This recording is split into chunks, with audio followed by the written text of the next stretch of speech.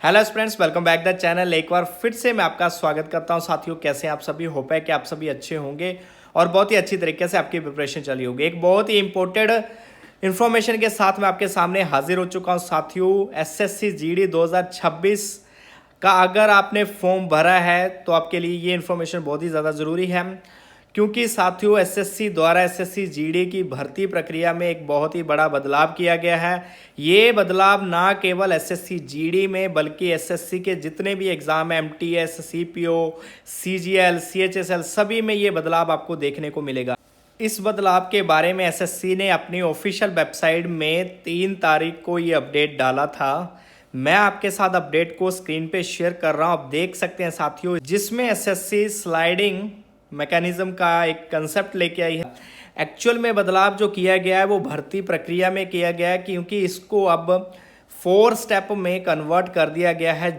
First step ऐसा होगा साथियों जिसमें आपका फर्स्ट राउंड एलोकेशन होगा, यानी कि अगर आप एसएससी जीडी की मैं बात कर लूँ, एमटीएस की बात कर लूँ या किसी भी वैकेंसी की मैं बात कर लूँ जिसमें आपको पोस्ट प्रेफरेंस रहता है, तो उसमें आपको आपके नंबर उतने आ जाते हैं जिस पोस्ट का आपने प्रेफरेंस दिया होता है। जैसे कि मैं एसएससी जीडी की अगर मैं बात कर लूँ तो उसमें आपको पता है कि पोस्ट प्रेफरेंस हमसे मांगा जाता है जब हम फॉर्म फिलअप करते हैं, तो उसी अकॉर्डिंग हमारे जब मार्क्स आते हैं तो हम उस पोस्ट के लिए एलिजिबल हो जाते हैं या हम उस पोस्ट के लिए सिलेक्ट हो जाते हैं। तो ये चीज़ जो है वो फर्स्ट राउंड में देखी जाती है।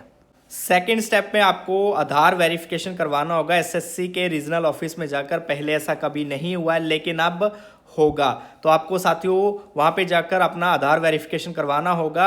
आधार वेरिफिकेशन का मतलब आपका बायोमेट्रिक वहाँ पे होगा, तो ये सारी चीज़ें सेकंड स्टेप में आती हैं। जैसे ही आपका बायोमेट्रिक कंप्लीट होता है साथियों, वैसे आपको वहाँ पे 2 ऑप्शन दिए जाते हैं, फिक्स और फ्लोट। तो आपको उन दोनों में से कोई एक चूज़ करना पड़ता है। फिक्स का मतलब यहाँ पे साथियों ये है कि जैसे कि आपकी पोस्ट प्रेफरेंस के अकॉर्डिंग आपको बीएसएफ यहाँ पे मिल जाता है और आप उसको चेंज नहीं करना चाहते हैं तो आपको फिक्स ही करना है। लेकिन अगर आपको बीएसएफ मिल चुका है और सीआईएसएफ आपकी प्रेफरेंस थी और उसकी जगह खाली है, उसकी पोस्ट खाली है, तो आप फ्लोएड का ऑप्शन जो है वो कर सकते हैं, जिसमें आपको सीआईएसएफ की वहाँ पे जो पोस्ट होगी वो आपको मिल जाएगी। तो साथियों यहाँ पे मेन बात ये है कि आपको फिक्स अगर आपने चूज़ कर लिया तो फिर तो आपको जो जॉब है, जो पोस्ट है वो तो आपको मिल रही है, वहाँ पे आप फिक्स हो, मतलब कि आप चेंज नहीं करना चाहते। लेकिन अगर फ्लोएड का ऑप्शन आप चूज़ करते हो तो जो प्रेफरेंस आपने दी, अगर आपको वो पोस्ट मिलती है तो आपको वो लेनी ही पड़ती है। अगर आप उसको नहीं लेते हैं तो प्रीवियस जो पोस्ट आपने छोड़ी है वो आपको नहीं मिलेगी। साथियों इन दोनों कंडीशन में, फिक्स या फ्लोट के ऑप्शन में, अगर आप ज्वाइन करने नहीं जाते हैं तो आपकी जो पोस्ट है उसको खाली कर दिया जाता है, मतलब कि आपको वो पोस्ट नहीं मिलती है। और ये सारे प्रोसेस के लिए आपको 10 दिन का समय मिलता है। 10 दिन के अंदर अंदर आपको ये सारी चीज़ें करनी होती हैं।